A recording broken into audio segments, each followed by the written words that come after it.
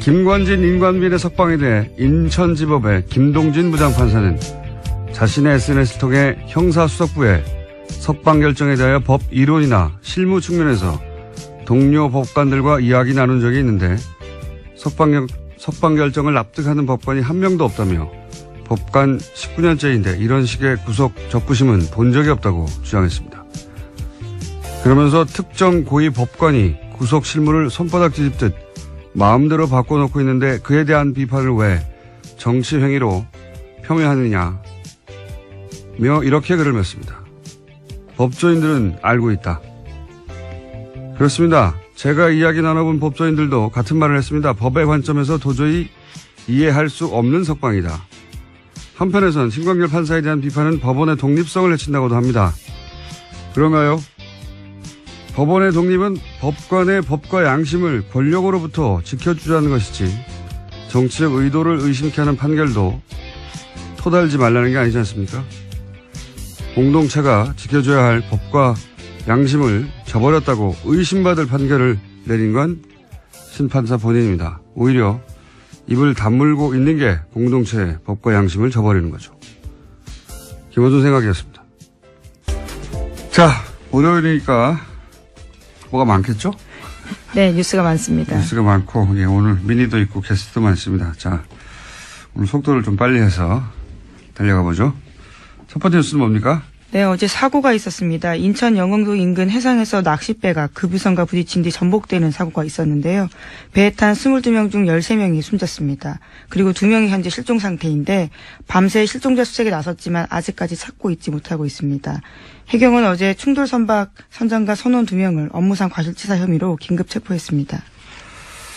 세월호 때와 이제 대처를 비교하려는 어쩔 수 없는, 예, 기자들의 어떤 속성 때문에 관련해서 굉장히 많을 수밖에 없는 뉴스예요. 예.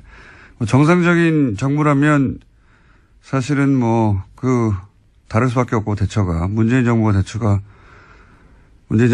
지금 특별할 건 없다고 보는데 저는 정상적이라면 다 이렇게 했었어야 되니까. 근데 이제 거꾸로 문재인 정부에서 대처하는 걸 보니까 다시 박근혜 정부 때 안 했던 게 눈에 띕니다. 예, 이 뉴스를 보니까. 가장 먼저 눈에 띄는 게 해군 투입이에요, 해군 투입. 예, 이번에는 해군 함정이 16척인가요? 그리고 헬기도 투입되고, 그리고 해군 소속 잠수사들 20여 명 투입되고 즉각. 근데 당시로 도대로 가보면 황기철 전 해군 참모총장이 통영함이 구조함이었거든요. 예. 출동 명령을 내리는데 상부라고만 표현됐는데 도대체 누가 정확하게 제지했는지는 안 나오고 상부가 출동을 제지하고. 근데 말이 안 되잖아요.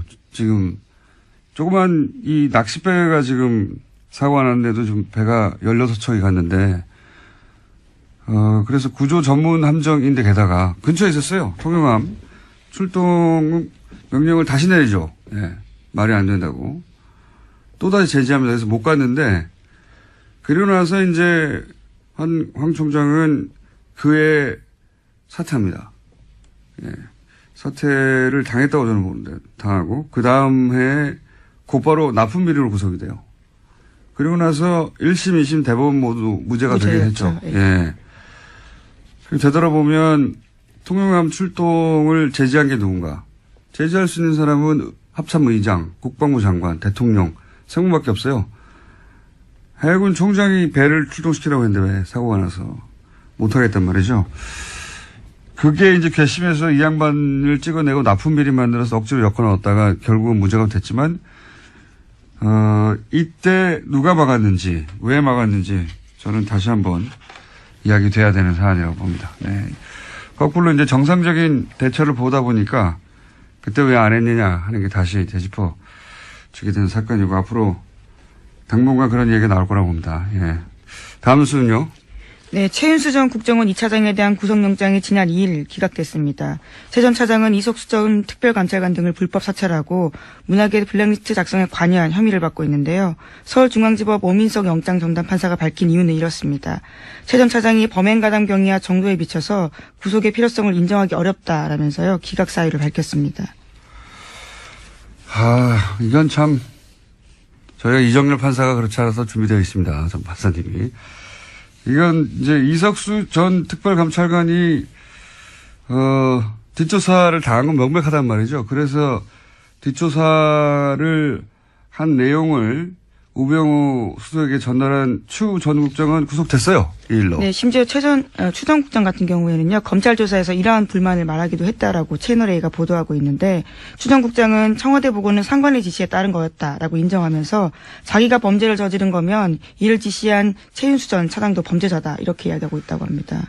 너무 당연하죠. 자기 보고 그걸 하라고 시킨 사람은 구속이 안 된 거 아니에요. 자기는 그 일을 했을 뿐인데, 이게 이제 이 영장은 결국은,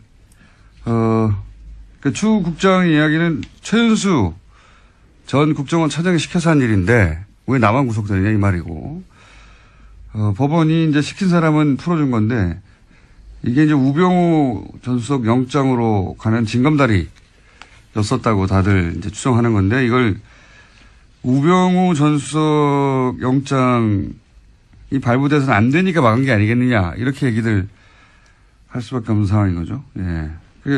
이명박 정부에서는 김관진, 박근혜 정부에서는 우병우. 이 두 사람은 절대 구속되면 안 되는 사람이라고 봅니다. 네. 관련 영장이 계속 기각되고 있어요. 요건 이정렬 판사하고 제가 다뤄보겠습니다. 자, 다음 순은 뭡니까? 네, 그래서 관련해서 계속해서 혐의가 나오고 있는데요. 우병우 전 수석 관련된 혐의입니다. 과학계에서도 블랙리스트가 작성됐다라고 JTBC가 보도했는데요. 박근혜 정부 시절에 우병우 전 수석이 이끌던 청와대 민정수석실에서 국정원을 동원해서 과학기술계를 감시했다라는 겁니다. 최소 300명 이상의 단체와 개인이 포함되어 있다라고 하는데 국정원 적폐청산 TF가 관련된 문건을 발견하고 검찰에 넘겼다라고 합니다. 아니, 문화예술은 대중들에게 뭐 영화나 드라마가 영향을 끼치니까 그랬다고 치더라도 과학계는 왜 그랬을까요? 예. 이런 건 무슨 어떤 특별한 계기가 있어야 되거든요. 예. 어떤 사건이 이들로 하여금 이런 발상을 하게 했느냐 굉장히 궁금해지는데, 그 과학기술계가 갑자기 정부 비판을 한다든가 눈에 띄게, 뭐 정부 비판은 어느 분야에나 있을 수 있지만 그게 이제 정부 차원에서 개별적으로 뒷조사를 시켜야 되겠다 할 만큼이면 무슨 계기가 있을 텐데, 저는 그 계기가 궁금하고요. 일단 세월호 관련 사건이 아닐까. 당시에 정부 대처에서 과학계에서도 비판이 많았었거든요. 계기가 궁금합니다. 계기가. 이런 짓을 했다는 건 박근혜 정부라면 그럴 수도 있겠다 싶은데 왜 했을까? 그게 궁금하다. 1차 보도니까 이것도 역시 이제 우병우 민정수석실에서 했던 거니까 그리로 가는 혐의가 추가가 된 겁니다. 추가가 된 건데 왜 했을까 궁금합니다. 저는. 신기해요. 자, 다음 수는요. 네, 429조 원 내년도 나라 살림을 두고요. 아직까지도 국회에서 통과되지 못하고 있습니다. 지난 2일까지 통과됐어야 하는데 아직까지 지지부진한 상황인데요. 특히 여야는 문재인 대통령 1호 공약인 공무원 증원을 두고요. 팽팽하게 맞서고 있습니다.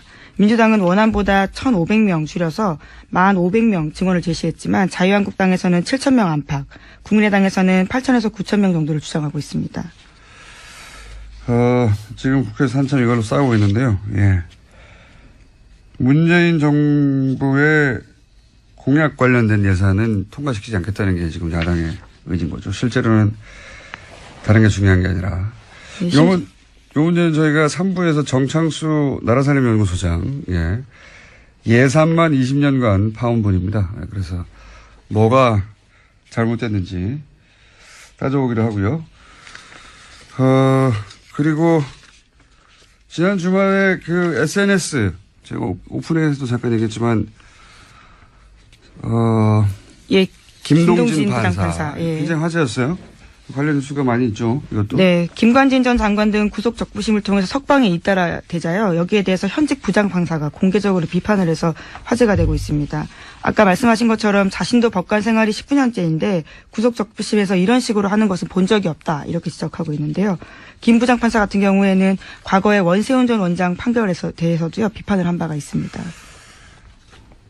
본 적이 있다는 법조인들을 제가 본 적이 없어요. 저도 궁금해서 물어봤는데, 이제 승용열 판사를 비판하는 거는 이제 정치적 비판이라고도 보수 매체에서도 하는데 이 석방 자체가 정치적인 거죠, 사실은. 석방 자체가. 그리고 이제 김동진 판사 페이스북 발언에 대해서 비판이 있어요. 법관은 판결로 말해야 되지 않느냐. 법관이 맡은 개별 사건에 대해서는 판결문을 쓰니까 그때 이제 판결로 하고 싶은 말을 하죠.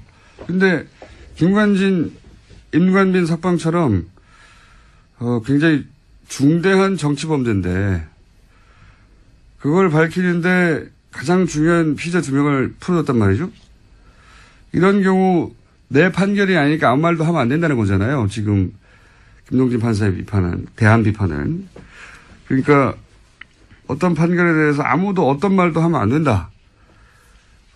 이걸 법관 독립이라고 얘기하는데 저는 이게 말이 안 된다고 보는 게 법관 독립이 어떤 판결에 대해서도 누구도 어떤 말도 하면 안 된다. 이 말이 아니잖아요. 이 말이 아니라 예전에 이제 법관 판결에 이제 권력이 또 영향력을 행사해 왔기 때문에 그걸 못하게 그런 영향력을 행사해서는 안 된다. 법관은 독립되어야 된다는 이야기인데 근데 이 신광렬 판사의 석방은 법과 양심이 아닌 다른 이유로 그런 석방을 하지 않겠느냐. 이런 의심을 하는 거거든요. 그러니까 끊임없이 문제 제기를 거꾸로 해야 돼요. 그게 법관이 법과 양심이 아닌 다른 이유로 판결했다고 의심이 되면 그런 거 아니냐고 계속 이야기를 해야 그게 사회적인 압력이 되고 그래서 오히려 그게 사법부의 독립을 지키는 거죠. 예. 석방이 이상하다 계속 떠들어야 되는 사건인 겁니다. 이거 법과 양심 이해의 요소 아닙니까? 이런 판결 내는 거. 이렇게 계속 떠들어야 법관의 독립이 실제 유지되는 거죠. 이걸 못하게 하는 건 좀 말이 안 된다고 보는데 저희 그래서 김동진 판사에게 급히 어제 인터뷰 요청을 하였으나 거절당했습니다. 언젠가 한번 꼭 모시고 싶습니다. 다음 뉴스는 뭡니까? 네, 박지원 의원이 안철수 국민의당 대표에게 DJ 정치를 왜곡한다라고 비판했습니다. 안 대표가 김대중 전 대통령을 언급하면서 통합을 강조하자 이에 대해서 반박을 한 건데요. 박지원 의원이 자신의 페이스북에다가 쓴 글입니다. 그렇군요. 바른정당에 이어서 이제 그럼 국민의당은 어떻게 되냐 싶어서 뉴스가 많이 나오는데, 저 개인적인 생각인데, 개인적으로는 안철수 대표 호남계는 함께 가기 힘들 거라고 저는 봅니다. 왜냐면은, 안 대표는 이제 호남 베이스의 정당만으로 집권이 불가능하다. 이렇게 판단한 것 같고. 그래서 탈호남, 그리고 영남 베이스 유승민 결합을 해서 지방선거 이후에 자유한국당이 이제 돈속되지 못할 거라고 보고 그때 소위 중도 보수 자리를 선점하고 있겠다. 그런 거거든요. 그 자리, 그래서 이제 영호남 화합하고 합리적 보수, 또 바람이 새네요, 오늘 또. 적자로 나서겠다 이런 그림이고 호남계는 왜 자기들이 그런 보수 정당의 미끄럼이 돼야 하느냐.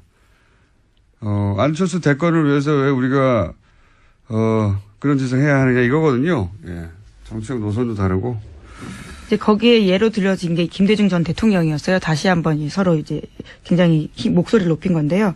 특히나 안철수 대표 같은 경우에는 당내 김대중 전 대통령과 정치한 사람이 많은데 수건이 남북통일 아니었냐라면서 영호남 통합도 못하면서 남북통일 어떻게 하냐 이렇게까지 이야기했습니다. 그러니까요. 서로 말로 싸우고 있는데 결국은 헤어지게 되지 않겠는가. 호남계 쪽에서는 이제 안철수 대권을 위해서 희생할 생각이 없다 이런 거거든요. 예. 노선도 다르고 안철수가 그만한 인물도 아니다 이런 이야기를 하기 시작한 거죠. 예. 언제 어떻게 어떤 모양으로 헤어지냐 그것만 남은 거죠. 사실 근데 정치는 그게 전부예요. 타이밍과 명분. 시간이 벌써 다 됐네요. 이정률 판사 기다리고 있는데 자 제목만 짚고 몇 가지 넘어가죠. 네, 그러면 트럼프 소식부터 먼저 전해드리겠습니다. 트럼프 소식. 네. 예. 마이클 플린 전 백악관 국가안보보좌관이 러시아 게이트 특검 수사에서 유죄를 인정했습니다. 그러자 트럼프가 자신의 트위터에다가 남긴 글이 있는데요. 이것이 오히려 트럼프의 발목을 잡고 있습니다. 플린이 부통령과 연방수사국에 거짓말을 했기 때문에 내가 해임했다 이렇게 밝혔는데요. 오히려 불합법적인 행동을 했는데 유죄를 인정받고 죄송합니다. 플린이 합법적으로 행동했는데도 유죄를 인정하고 감형받으려 하는 것이 부끄럽다 이렇게 이야기를 한 건데요. 그러니까 오히려 사법방해죄가 되는 게 아니냐라는 논란이 일고 있습니다. 이거 그냥 넘어가려고 그랬는데 시간이 짧아서 잠깐 얘기하고 넘어가야 되겠네. 이제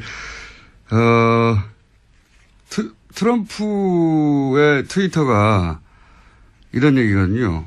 플린을 해고한 이유는 그가 거짓말했기 때문이다.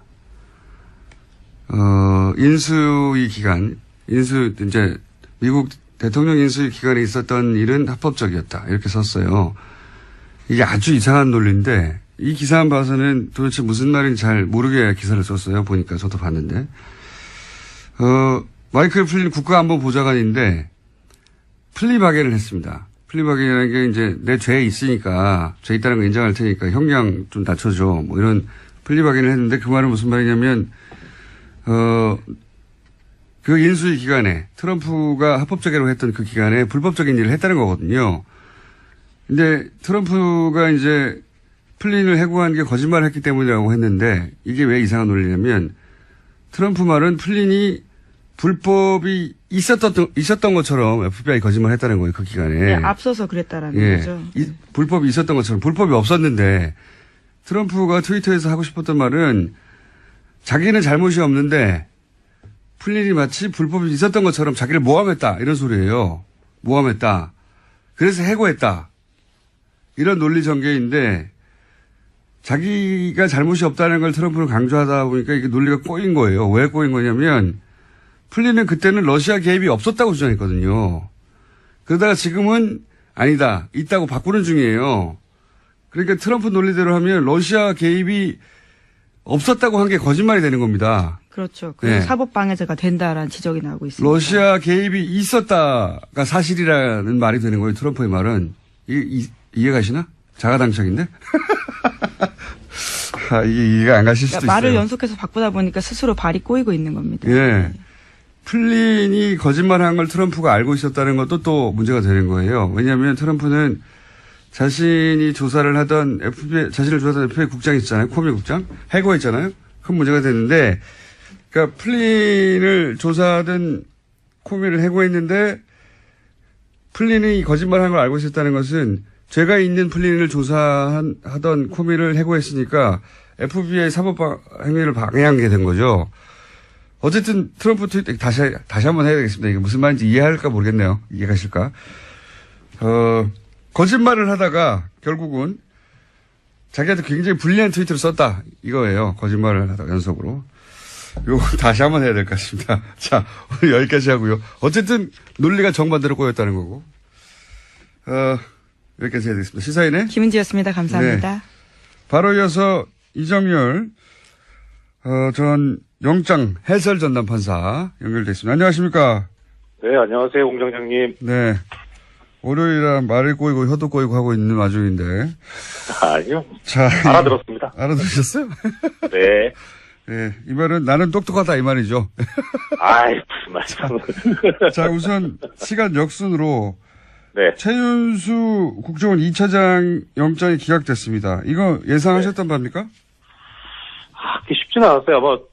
청취자님들도 마찬가지일 텐데, 당연히 풀리지 않겠냐, 생각을 하셨을 거고, 저도 비슷했는데, 일단은, 어떻든, 풀리든 안 풀리든 간에, 이종명 전 차장하고, 아까 언급하셨던 최윤수 전 차장하고 같이 가지 않겠나라는 생각은 했어요. 한쪽이 풀리면 다른 쪽도 풀리고, 한쪽이 들어가면 다른 쪽도 들어가고, 이랬었을 것 같거든요.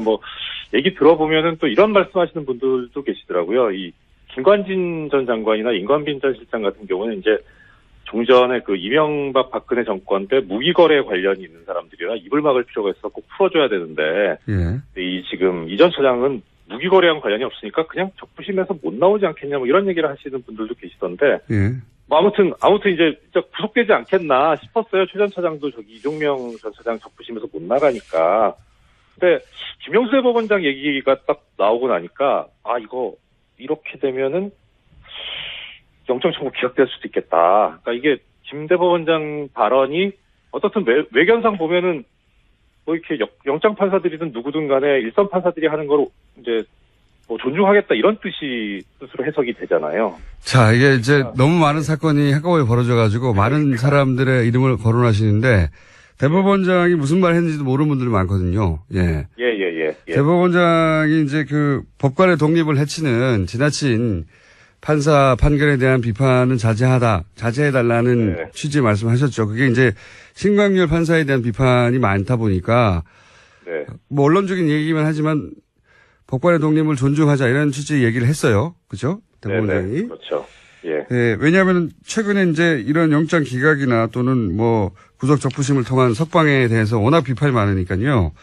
예. 이제 그 말씀을 듣고 또 이 최윤수 구속영장 기각시킬 때 부담을 덜고 기각을 시켜버리는 게 아닐까 이런 전망을 하셨다는 거죠. 그렇죠. 뭐 예. 판사들이 용기를 얻었을 것 같다. 용기를 얻었을 것 같다.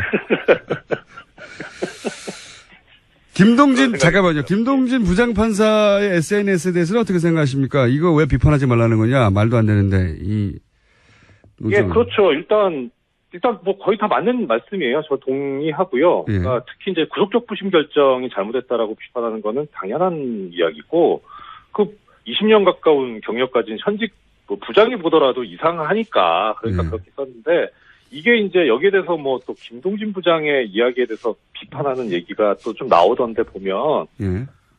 언젠가 기회가 되면 말씀드릴지 모르겠지만 이게 서울중앙지방법원에서 한 구속적 부심 결정이잖아요. 예.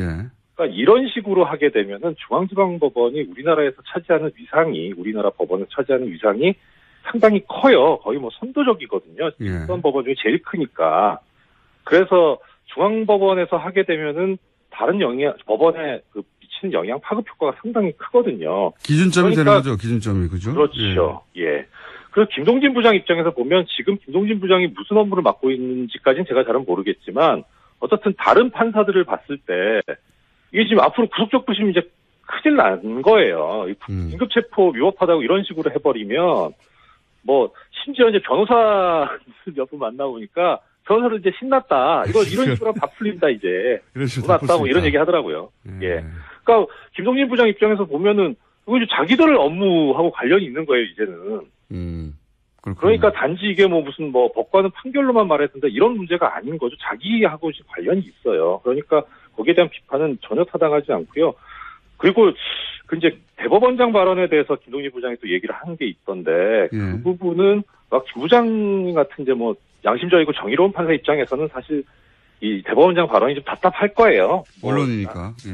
그렇죠. 예, 뭐 적폐청산이 시급한데 언제 지금 이런 거 지금 이렇게 옹호해선 되겠느냐 이렇게 생각이 드는데 그거는 내부에서 이제 그 김 부장 같은 그런 그 견해일 것 같고 완전 시간이 있으면 말씀드리겠지만은 제가 보기에는 크게 뭐 염두에 둘 만한 이야기는 아니지 않나 싶거든요. 그냥 원론을 얘기했을 뿐이다.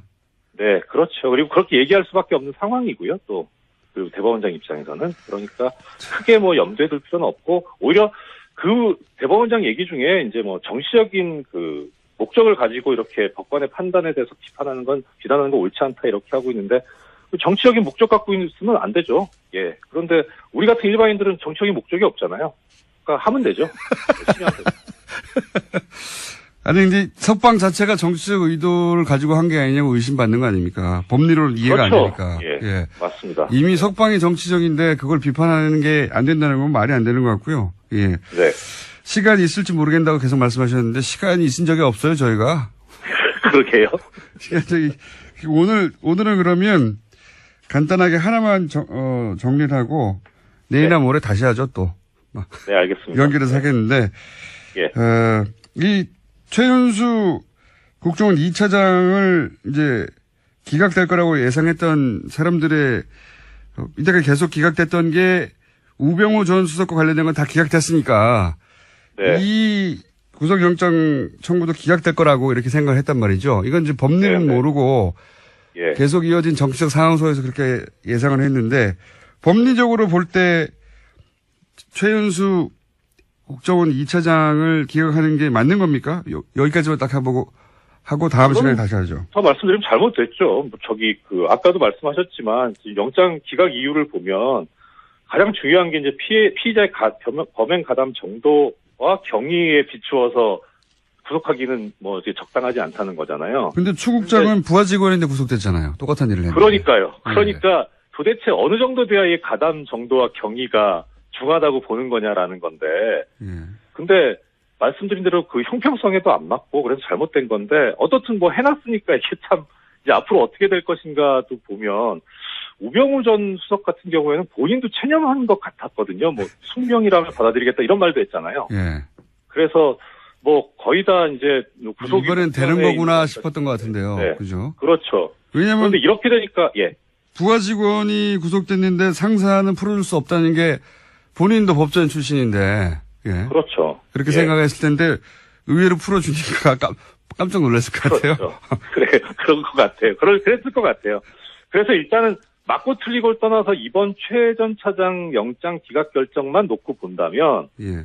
이 가담 정도가 제일 높은 사람이 누구냐 예. 했을 때 이걸 전부 다 박근혜 전 대통령한테 잃어버린다면 우전수석도 사실 또 영장 기각될 가능성이 있죠.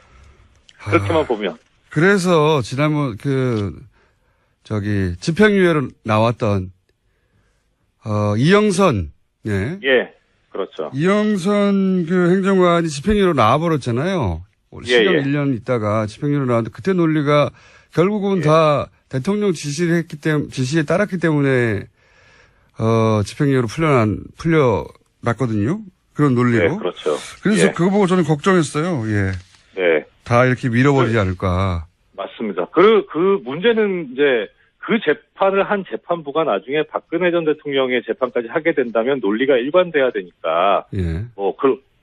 그거는 큰 문제가 어쩌면 안 될 수도 있어요. 왜냐하면 결국은 박근혜 전 대통령이 다 시킨 거 아니냐 이렇게 가면 되니까. 박근혜 전 대통령 빠져나가기 힘들다 보고 예. 다른 관계자들 등의 중요 관계자들을 이렇게 빼고 있는 게 아닐까. 이런 의구심을 일반인들이 갖는 거죠. 그렇죠. 예. 자, 오늘은 여기까지 한번 해보고요. 그 외에도 사실 많아요. 구속 적부심이 누구는 석방되고 누구는 석방 안 되고 이런 일이 계속 벌어지고 있거든요. 네. 그러니까 저는 김동진 부장판사도 열받은 것 같아요. 우리 보고 어떻게 하라는 거냐 앞으로 그러면. 그렇죠. 어떤 기준으로 하라는 거냐. 예. 예. 당장 사건 밀려올 겁니다. 예. 엉망진창이 되고 있는 거죠 지금. 예. 동의합니다. 맞습니다. 자, 여기까지 하고요. 예. 나머지 누가 석방되고 누가 석방 안 됐는지 이런 일이 왜 벌어졌는지는 내일 또 다시 연결하겠습니다. 오늘 말씀 여기까지 듣겠습니다. 감사합니다. 예, 고맙습니다. 국민 여러분 안녕하십니까. 여러분의 귀염둥이 MB 인사 올리겠습니다. 국민 여러분 세월이 정말 빠릅니다. 벌써 이게 12월입니다. 이제 이 2017년도 한 달밖에 안 남은 것이다. 2017년 병신년. 응? 참 이런 식으로 참 오랜만에 불러보네. 병신년. 이상하게 입에 붙네 이게. 모쪼록 얼마 남지 않았지만은 2017년 병신년 건강하고 행복하게 잘 마무리하시 바란다는 말씀만 진심을 담아서 국민 여러분께 드립니다.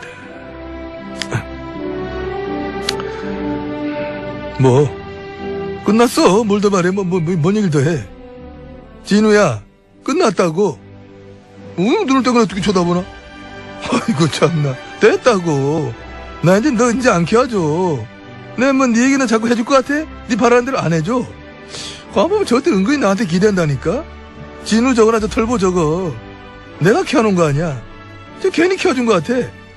이제부터 난 너네 얘기 안 해. 내 얘기하면 너네 뜬다고. 저들 말이야. 내가 키워준 것도 모르고. 특히 털보 저거. 진우 너 마찬가지야. 문 안 깔아? 진우 기자 나왔습니다. 안녕하십니까? 네. 안흥구 전 대구지방국세청장님 나오셨습니다. 안녕하십니까? 예, 안녕하십니까? 소개를 꼭 다시 해야 되나 싶긴 한데, 이 두 분을. 어쨌든 두 분이 나와 계시고, 오늘 또 이제 얘기할 내용은, 좀 오래된 내용인데, 다시 되짚어 볼 필요가 있습니다. 왜냐면 여기에 또 비자금이 또 동원됐다는 의혹이 있기 때문에, 뭐냐면은, 이명박 전 대통령의 사저, 예. 그리고 박근혜 전 대통령의 사저, 네, 내곡동 땅이죠. 그리고 평창 땅이고. 예. 네. 요 두 사저에는 공통점이 있다. 네, 사저 구입 관련해서. 이 사저 부지 관련해가지고 공통점이 있다는 건데, 우선 이명박 전 대통령 사저는 사실 특검까지 갔던 사안이라. 예. 네. 그리고 이 내곡동 사저의 특검은 여기 나와 있는 주진우 기자의 취재로 사실 시작된 겁니다. 네. 특검 전문이에요. 주진우 기자가. 특검 몇 건 했어요. 네. BBK 특검과 네. 내곡동 땅 특검 그리고 김어준 총수와 공동으로 선관위 디도스 사건. 네. 선관위 디도스 사건 특검. 제가 했던 것을 기억해 주시기 바랍니다. 네. 특검 유발자. 자, 그런데 이 내곡동, 이명박 전 대통령 내곡동 사저 구입권은, 약간 각도를 달리해서 바라보면, 이거 이명박 전 대통령이 땅 투기한 거 아니야? 예. 기획부동산 아니었어, 이명박 전 대통령의?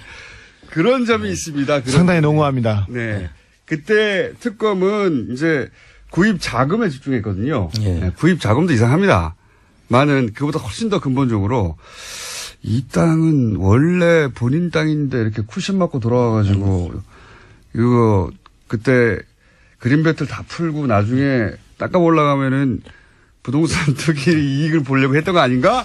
이런 의혹이 있어요. 사실 내곡동 그 사저터 내곡동 땅을 찾게 된 이유가 제가 그 동네에서 밥을 먹는데 이명박 대통령 주변 사람들이 내곡동 주변의 그린벨트 땅을 마구 사들이고 있다는 증언이 있었어요. 그리고 그 부동산 업자를 저도 만나봤습니다. 네. 야밤에 새벽에 같이 갔어. 네, 그리고 그 사저로 그 예정지 뒷부분에 예비군 훈련장이 있었어요. 그런데 군이 자꾸 와서 예비군 훈련장을 옮기려고 했어요. 그러니까 내곡동 사저가 이명박 대통령이 들어오고 그리고 예비군 훈련장이 사라지면서 자연스럽게 그린벨트가 풀려서 거기가 상업지구나 주택지구로 바뀌면서 막대한 시세 차익을 얻는다. 그게 이명박 대통령 주변에서 갔던 그 시색 차익만 얻는 것이 아니라 그 아들에게 그렇죠. 그 땅을 그 우회 증여, 네. 그렇죠, 그렇죠. 증여를 해서 그 또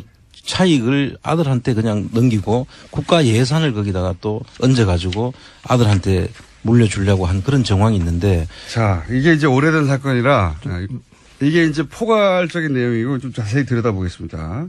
자세히 들여다보면 이명박 전 대통령은 단순히 한 가지 일 때문에 이 일을 한 게 아니고 그렇습니다. 굉장히 복합적으로. 예. 그분은 그렇게 꼼꼼하시고 위대하신 분입니다. 그러니까 이게 지금은 비자금 얘기만 계속 나오거든요.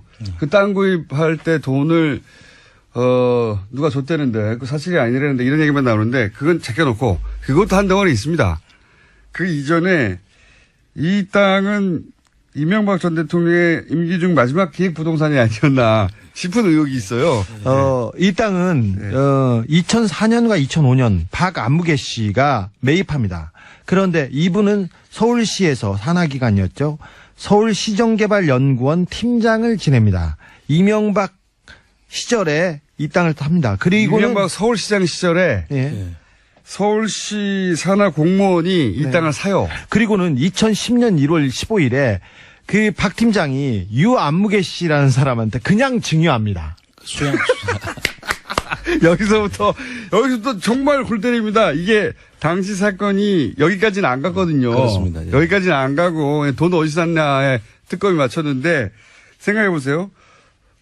이명박 서울시장이 되고 난 다음에 그린벨트로 묶여있던 땅을 이명박 서울시 산하의 공무원 한 사람이 사요. 그렇죠. 그런 다음에 대통령이 된 다음에 이 땅을 유모 씨라고 하는 밥집 하던 분에게 줍니다. 그냥. 그리고 거기는 주택가가 아니라 거기는 산이에요. 야산이 되어서 그린벨트 지역인데 네. 그 집만 그린벨트를 풀어줘요. 이렇게 배꼽으로. 그러니까 땅이 쭉 이렇게 쭉 있으면 네. 볼록 들어간 그렇죠. 배꼽처럼. 예. 조그만 땅만 딱 그린벨트 풀어줍니다. 그죠? 네. 배꼽으로 거기만 그린벨트가 풀려가지고 거기가 고급 한정식 집에 들어옵니다. 그 당시 수양이었죠. 그 네네, 한정식 이름이. 네. 그 이상한 부분을 좀 말씀해 주시죠. 청장님 또. 그 수양이라는 한정식을 한정식 집입니다. 그 대지로 풀어줌으로써 그 가격이 완전 급등을 하죠. 그 당연히. 땅에. 예. 전부 다 옆에는 그린벨트인데 고기만 볼록 튀어나오게 예. 풀어줍니다. 그거까지만 해도 너무 이상한데 그 뒤를 그 땅을 이시영 씨가 사게 하고 예. 그 주변을 경호실에서 또 삽니다. 이게 왜 이상한지 설명해 주세요. 그 경호실에 사는데 그 총 들어간 돈이 54억으로 돼 있는데요. 예. 그 대지는 공시지가가 14억으로 돼 있었고요. 그런데 11억에 사죠. 예. 이시영 씨는 공시지가보다도 낮게 사는 것이고요. 그러니까 적어도 절반 가격으로 사는 그렇습니다. 겁니다. 이시영 씨는 그러니까 이 밥집 하시던 분이 땅을 공짜로 받았잖아요. 20몇 억 땅을 그냥 공짜로 받아요. 이런 신기한 일이. 그런 다음에 이 땅을 이시영 씨는 그 공시지가도 안 되는 돈으로 사요. 예, 예. 실제 그 금액이 한 반값으로 사는 거죠. 실제 금액의 반값으로. 예, 그리고 그 뒤에 또 더 이상한 것은 뒤에 이때 동원된 돈이 비자금이다. 예. 라는 이제 수사를 특검이 한 거예요. 그렇습니다. 근데 우리는 그 돈이 비자금인 건 당연하고 애초에 이 땅 누구 거야? 이거 질문을 다시 해야 된다. 그렇습니다. 예? 그렇게 사고 더 이상한 건 주변 땅이죠. 그 주변 땅을 이제 경호실에서 실제로 공시지가가 한 4억밖에 안 되는데 예. 43억을 주고 삽니다. 임야거든요. 그린벨트여서 아무것도 쓸 수 없는 집이거든요. 거기다가 땅이거든요. 맹지예요. 맹지요. 길이 없는 맹지였어요. 예. 저도 제가 이 내곡동 사저터를 발견하고 그 옆에 10평짜리 땅이 나왔어요. 근데 너무 싸가지고 제가 알박기로 원두막을 지으려고 살려고 그랬었어요. 맞다. 그때 저희가 미친 사람이었거든요. 그래가지고 지금 안학수 성장이 플란다스 이렇게 하는 것처럼 이거 알바끼로 사자. 그랬을 텐데 너무 이상하죠. 정리하면 원래 그린벨트여서 예, 굉장히 싼 땅이죠. 예. 개발 여지가 없기 때문에 그린벨트이기 때문에 네. 산이에요. 산. 네. 거기다가 조그만 땅을 하나 삽니다. 서울시장 시절에 서울시 공무원 누군가가 예. 누군지는 알고 있습니다. 저희도 삽니다. 그걸 산 다음에 대통령이 된 다음에 이 땅을 어떤 아주머니에게 팔아요. 파는 게 아니라 줘요. 줘요. 증여. 그냥 줍니다. 준 다음에 그 기간 동안 거기서 한정식을 하라고 하면서 그 기간만 그 땅만 그린벨트를 풀어주죠. 네. 예. 그걸 이시영 씨가 그 땅값의 절반 가격으로 사요. 그렇습니다. 그런 다음에 그 주변 땅들은 10배 넘는 가격으로 10배 넘는 가격으로 세금으로 삽니다. 누가 사느냐? 경호실에서. 네. 그래서 합쳐놓으니까 이 땅값이 확 올라가죠. 54억으로 됐는데, 근데 좀 신기한 게 있는데요. 이분들이 그냥 확 산 게 아니라, 수양이라는 한정식 집의 주인이 처음에는 80억에 바깥에다 내놓는 척을 해요. 네, 네. 근데 그 땅이 맹지고 그린벨트인데 누가 80억에 사겠어요? 말도 안 되는 거죠. 네. 스텝을 하나 취해놓고. 그걸 또 싸게 50억에 샀다고 이제 주장하는 그렇죠. 거죠. 그렇게 네. 주장해요. 다 꼼꼼하게 절차는 이루어져요. 그리고 특검 시작하자마자 유모 씨는 도망을 갑니다. 아니, 유모 씨는 미국에서 아예 오지도 않았고요. 유모 씨는 수사 안 했어요. 네. 이 땅 공짜로 받은 사람 왜 당신은 공짜로 땅을 받았냐? 물어봐야 되는데. 특검에서 수사를 했는데 여기는 특검은 열심히 하려고 했어요. 근데 유모 씨는 전혀 귀국하지 않았고요. 유모 씨 딸하고 전화 통화가 됐는데요. 그 땅은 어떻게 됐어요? 그래서 끝났어요. 수사를 안 했어요, 이거는. 네. 이게 진짜 이상한 건 대목이거든요, 이 땅. 그 대목 이외에 또 한 가지 대목이 사실 대통령 그 사저에다가 경호동을 짓는 것은 네. 전직 대통령 예우에 관한 법률에 의해 가지고 짓지 않습니까? 그러면 그 대통령 대통령이기 때문에 짓는 거죠. 그런데 대통령 아들이 딴 땅에다가 경호동을 짓는다는 것은 있을 수 없는 일이죠. 네, 이거 유사일에 처음이었을 겁니다. 증여 어차피 사서 지을 거 아들한테 줘야 되니까 증여세 회피 이게 논란이 있었죠. 사전 그것도 증여죠. 있죠. 그것도 있죠. 그러니까 아들이 산 땅은 아주 싸게 사고 네. 나머지 땅들은 크게 비싸게 샀어요. 정부 돈으로. 근데 정부 돈으로. 그러면 생각해 보시면 아들은 정부 돈으로 주변 땅을 높은 가격으로 산 것을 증여받게 되는 건 나중에. 그렇습니다. 만약 이게 특검에 안 들어갔다면 증여받게 되는 것이었고 여기서 끝나면 모르겠는데 이 땅이 나중에 그린벨트를 풀 거다. 예. 대통령, 왜냐면은 대통령 사저니까 당연히 풀어줘야 되죠. 대통령이 왔다 갔다 해야 되잖아요. 예. 주변들 다 왔다 갔다 해야 되고.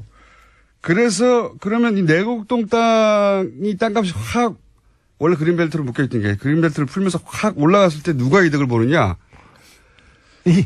그 주변 땅 소유자들이죠. 그 주변 땅 소유자들의 혹시 이명박 친인척이 없느냐. 이미 이상득 씨가 농장을 하고 있어요. 농원 500m 거리에서. 그리고 오세훈 전 시장 부인도 거기서 큰 땅을 가지고 있는데 더더욱이 그 주변에 땅 거래가 많았습니다. 그런데 이명박 대통령 주변에서 가차명으로 다 많이 샀어요. 수서, 내곡동, 세곡동 일대를 다 샀어요. 그러니까요. 예. 그래서 이렇게 보십시오. 하나는 아들에게 세금으로 집 좋은 걸 장만해서 물려준다는 게 그렇죠. 그런 계획이 하나 있고 그다음에 그 땅에 그 가치를 높여가지고 예. 이미 사 놓았던 그렇습니다. 가족들 7인척의 시세 차익을 크게 올린다는 계획 하나. 예? 근데 이게 언제부터 시작됐냐? 서울시장 취임할 때 이미 시작된 거 아니냐. 이렇게 계획성 있고 이렇게 부지런한 사람들이 있습니다. 네. 그래서 이명박 대통령 관련해서는 항상 1차 방정식이 아니고 고차 방정식으로 풀어야 되기 때문에. 한 세 가지 종류의 이득을 동시에 얻을 수 있는 그런 의혹이 있는 게 이명박 전 대통령의 사전 매입이에요. 여기에 이제 물론 그 동원됐던 돈도 다 비자금이라고 하는 의혹들이 많죠. 예, 그 돈 얘기를 조금 해야 되는데 2013년 5월 24일입니다. 원래 5월 23일이라고 했다가 거짓말이 들통나서 죄송합니다. 거짓말이 들통나서 5월 14일로 바뀌었는데 특검에서 이제 이렇게 그 얘기를 했어요. 그 구이동 이상은 씨 집 베란다에서 현금을 6억 원을 받아가지고 그것 10,000건으로 네. 6억. 얼마나 많습니까? 보스턴 가방과 노트북 가방, 여행용 가방에 들고 와가지고 청와대 붙박이장에 넣어두었다가 김아무개 행정관이 나중에 보관했다가 주었다 이런 식으로 얘기를 했는데 이게 이제 알리바이를 그렇게 구성했어요. 자. 이시영 씨가 왜 이시영 씨 돈을 큰아버지 집에 뒀는지 모르겠는데 큰아버지 집 베란다에 두고 있다가 6억을 쌓아놓고 그걸 받아가지고 청와대에 넣었다가 이거 줬다는 거예요. 그렇죠. 말도 안 되는 소리죠. 알리바이 자체가. 근데 그 옆에 있었다는 큰아버지, 큰어머니 그 박아무지개 씨가 그 특검 수사관이 물어보니까 돈 6억 원을 저기서 주셨죠? 그러니까 저희가요? 금시초문인데요. 네, 금시초문이라고 얘기했었어요. 이빨이 안 맞았죠, 이때. 네. 근데 그 만들어진 2013년 5월 23일. 23일. 2013년입니까? 2011년 아닌가요? 2012년 23일. 별로 안 중요합니다. 네. 어쨌든 그런 날이 자, 있어요. 5월 24일 돈을 받았다는 그날, 이상은 씨가 베란다에서 돈을 줬다는 그날, 이상은 씨는 서울 구이동에 있지 않고 그때 경주에 있었어요. 그러니까. 예. 경주에 있었고, 이시영 씨, 이명박의 아들 이시영 씨도 그때 그 자리에 없었어요. 그 증언을 돈을 준 사람과 받은 사람 둘 다 서울에 없었어요. 없었는데 그 증거를 그 알리바이를 만들어 옵니다. 고속도로 통행증도 만들어 옵니다. 이 부분에 대한 증언과 증거는 차후에 저희가 공개하겠습니다. 이 당시 큰어머니가 저한테 받았대요? 이렇게 말합니다. 예. 그 서울에 있었던 큰엄마는 준 적이 없다고 하고 줬다고 하는 큰아버지하고 받았다는 이시영 씨는 서울에 없었어요. 그 자리에 아예. 없었어요. 그래서 예. 그 6억의 비자금 문제가 또 최근에 진선미 의원이 밝힌 힐스테이트 전세금 예. 그 6억 4천입니까? 그거 저희가 다 해놨어요. 그때 몇 년 전에 저희가 다 했어요. 그래서 잠깐만요. 이거 이명박 대통령까지밖에 못했는데 거의 시간이 다 됐어. 오늘은 이야기를 마무리를 아니 해서 시작도 안 했는데 박근혜 대통령까지 못 갔는데 아니 시작도 안 했잖아요 지금. 박근혜 대통령까지 못 갔는데 3부에서 10분 저희가 더 하고 일단 박근혜 대통령 공통점까지는 얘기해야지 이게 그래. 마무리가 되는 거 아니겠습니까? 네. 주진우 기자, 안홍구 청장님 3부에서 10분